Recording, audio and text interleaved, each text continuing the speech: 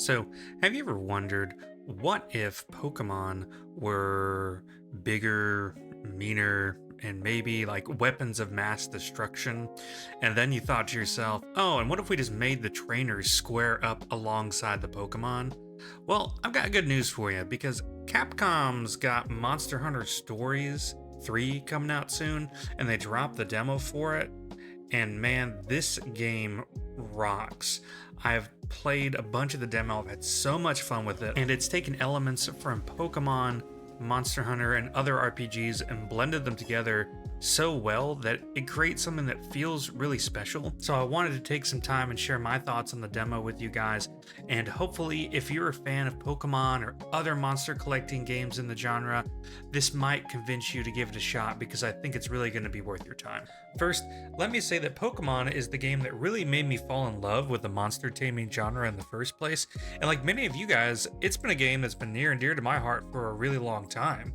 But I've kind of felt disappointed with the most recent entries, especially when it's come to the lack of difficulty and the lack of presentation. But Monster Hunter has had nothing to worry about in those categories. The game looks phenomenal. The monsters and animations look gorgeous, especially when you see some of these kinship attacks. Here, you need to take a look at this. Let's go! Fun!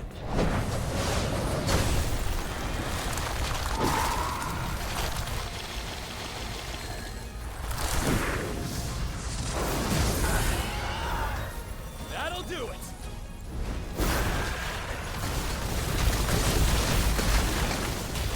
Got him! You did it! Like, I swear someone from the Ninja Storm team landed over at Capcom and is in charge of these animations because they just look so crazy. They're all like this too. They're all devastating nuclear explosions and like planetary level threats. It's probably one of my favorite parts of the demo so far. And this brings me around to the combat. You're able to get the jump on monsters out in the wild to get surprise attacks off, kind of like Legend ZA or other JRPGs out there. And in the combat, there's a fair amount of strategy. You've got a rock, paper, scissors like mechanic that makes you kind of read the enemy's attack styles, which also changes up in battle depending on the monster's phases. You can break off parts of the monster in battle just like the OG Monster Hunter games, and your hunter can even swap between weapon types as well. So far in the demo, I've seen 6 different weapons: the bow, the gun lance, the hammer, hunting horn, katana, and greatsword. They all have unique mechanics and skills, and there's even a stagger mechanic now that rewards you with a really cool persona all-out style attack as well. There's also plenty of tougher monsters roaming around out in the wild that definitely took me more planning in order to effectively fight.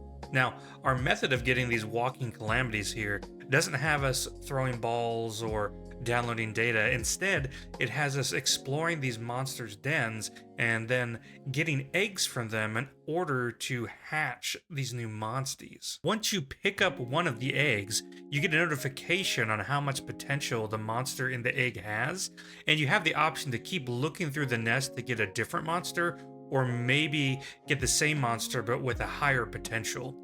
If you spend too much time doing this though, the mama monster may come back and be pretty angry that you're in its home. But once you successfully grab your eggs, you can head back to your ranch where you'll hatch them and start working and putting your team together. Now, another thing that I'm really happy about here is the fact that we have voice acted characters. And from what I've seen of the story so far, I've really enjoyed it. It's been pretty interesting, and it seems to be dealing with a looming threat of a potential war on the horizon. Honestly, it gives me some big Fire Emblem vibes with the two kingdoms and the conferences they're talking, and the group of riders that you have that kind of form this ragtag group of folks that you've got with you. There's plenty of customization here too. You can create your own character, even go back to the customization screen anytime you like. From what I can see, there's a little chest you get to interact with that'll open all that up for you. And if you're familiar with Monster Hunter, they have the layered armor system here, which is really cool. Adds a lot more customization to the look of stuff. And all the armor that I've been able to craft so far, I've also been able to customize the colors on so far. And you have that same fundamental loop of getting materials from monsters in the wild, just like the mainline Monster Hunter games, and then you bring them back to town and you're crafting new weapons or upgrading existing ones. All of the armor I've seen so far in the demo, even the early stuff, looks really cool. Like the Nursilla armor set that I've been wearing throughout the gameplay you've been seeing, I thought looked super sick just for like a really early on armor set. You can really just feel the influence from Monster Hunter here, from the map icons to the palicos and their little camps, even in the weapons and the way their unique mechanics work. And I think that is a great thing for fans of the series. So, coming from someone who played a lot of stories too, I'm just really glad they decided to make a third one for this series, because I've always felt like Monster Hunter was the perfect series to do a monster collecting game with. They've always had such a wide variety of monsters that you might not always get to see in a regular Monster Hunter game, but there definitely has always been room for them in the Monster Hunter Stories franchise, I felt like. Now, all the gameplay you've seen here has been on a PC running with a 4070 Ti, and I've really had no issues with performance so far. I also downloaded it on my Steam Deck just to see how well it worked and performed on there, and generally I had no issues with it, and it stayed around 30 frames per second during my whole playthrough. So I know it will be launching on all platforms come March 13th, but I definitely think I'll be purchasing it on my PC so that way I can just play from home and take it with me on the go too. And if you're someone who wants to be able to play it on the go too, I know it'll be launching on the Switch 2 as well. I just haven't personally played it on there, but from a lot of the videos and things I've been seeing, it seems to run just fine on the Switch as well. The demo has made me really excited about the new Stories game, and honestly, I'm just happy that there are games like Stories and Digimon Story Time Stranger that have come out recently that have really felt like they are elevating the monster taming genre as a whole.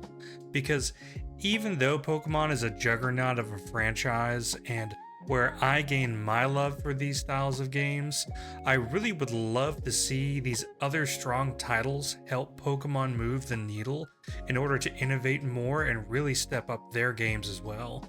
So if you're a fan of Monster Hunter or monster taming games, I highly recommend that you go and take a look at the demo for yourself. It's completely free, and all of your progress will carry over to the main game too.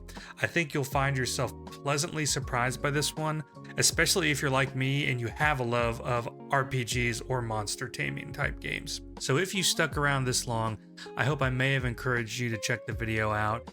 And if you like the video, feel free to hit that little subscribe button down there. It certainly helps the channel out. I plan to make more of these styles of videos in the future, talking about different games and stuff like that. So let me know in the comments below if you're excited about the new Monster Hunter Stories game or your thoughts, and I'll see you next time.